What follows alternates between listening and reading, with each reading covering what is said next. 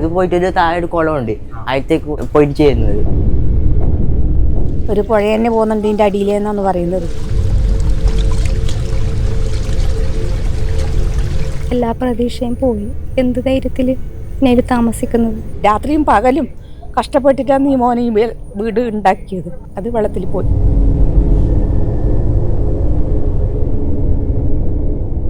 ഈ മാസം 28-ന് ഗൃഹപ്രവേശനം നടക്കാനിരിക്കെയാണ് കാസർഗോഡ് ഒറ്റമാവുങ്കൽ സദൻ്റെ വീടിനടിയിൽ വലിയ ഗുഹ കണ്ടത്. പുറകിൽ നിന്നും തുടങ്ങി മീറ്റർ കണക്കിന് താഴോട്ട് ഇങ്ങനെ വലിയ രീതിയിൽ ഗുഹ പൊട്ടിപ്പൊളിഞ്ഞ് നമ്മൾ കാണുമ്പോൾ തന്നെ ഭീതികരമായ ഒരു അവസ്ഥയിലാണ് നിലവിലുള്ളത്.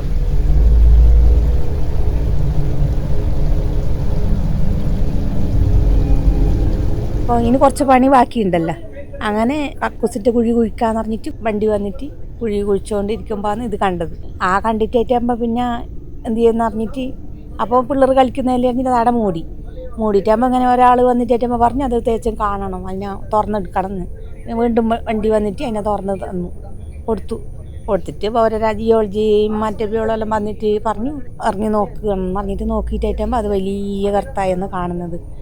വീട്ടിൻ്റെ അങ്ങ് പകുതിക്കോളം വീട് ഇടിയുണ്ട്, മുറ്റത്തെ അങ്ങോളുണ്ട് എന്ന് പറയുന്നത്. ഞാൻ ഈ നിൽക്കുന്ന ഇടത്തു നിന്നും താഴോട്ട് ഇറങ്ങുമ്പോൾ വലിയ ഗുഹ നമുക്ക് കാണാൻ കഴിയുന്നത് നമ്മൾ ഒരു തരത്തിലും പ്രതീക്ഷിക്കാത്ത രീതിയിലാണ്. ഈ ഗുഹയുടെ മുകളിൽ നിന്നടക്കം വെള്ളം ഇരുന്ന ഒരു അവസ്ഥയാണ്. ഇതിങ്ങനെ വളഞ്ഞു പുളഞ്ഞ് വീടിൻ്റെ അടിയിൽ കൂടെ വെള്ളം ഇങ്ങനെ ഒലിച്ചൊലിച്ച് പോവുകയാണ്.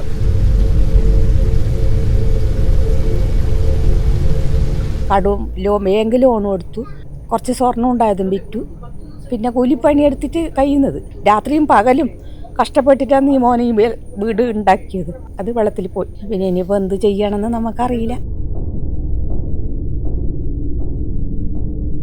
3 വർഷത്തോളമായി സദൻ വീടിൻ്റെ പണി തുടങ്ങിയിട്ട് ഇതിൻ്റെ അവസാന മിനുക്കുപണി നടക്കുമ്പോഴാണ് ഒട്ടും പ്രതീക്ഷിക്കാതെ ഇത്ര വലിയൊരു ഗുഹ പ്രത്യക്ഷപ്പെടുന്നത്. ഈ ഗുഹയ്ക്കടിയിൽ കൂടെ തന്നെ വെള്ളമൊലിക്കുകയും ചെയ്യുന്നുണ്ട്.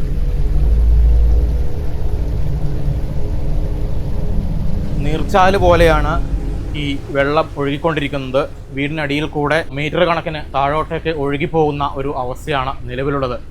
അതുകൊണ്ട് തന്നെ ഒരു തരത്തിലും ഇവർക്ക് താമസിക്കാൻ പറ്റാത്ത ഒരു സാഹചര്യവുമാണ്. എന്ത് ധൈര്യത്തിൽ താമസിക്കേണ്ടത്? എല്ലാ പ്രതീക്ഷയും പോയി. കുറേ ലോണുണ്ട്, എൻ്റെ സ്വർണം എല്ലാം വിറ്റു, എല്ലാം നഷ്ടപ്പെട്ട ഒരവസ്ഥയിലാണ്.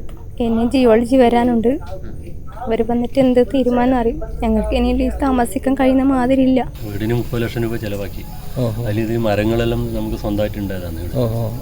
അതുപോലെ പിന്നെ ബാക്കി ടൈലിൻ്റെ പണി ഞാൻ ഒറ്റയ്ക്ക് എടുത്തത്. പിന്നെ ബാക്കിൻ്റെ ഫൗണ്ടേഷനെല്ലാം രാത്രി സോളാറിൻ്റെ ലൈറ്റ് വെച്ച് എടുത്തതാണ്.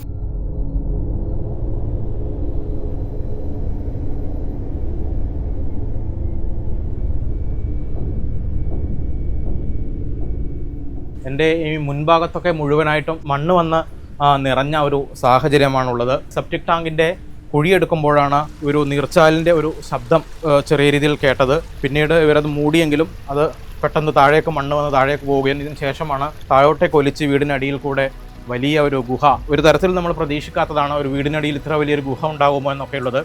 പക്ഷെ അതാണ് ഞങ്ങൾക്കിപ്പോൾ ഞങ്ങളുടെ കൺമുന്നിൽ കാണാൻ സാധിച്ചിരിക്കുന്നത്.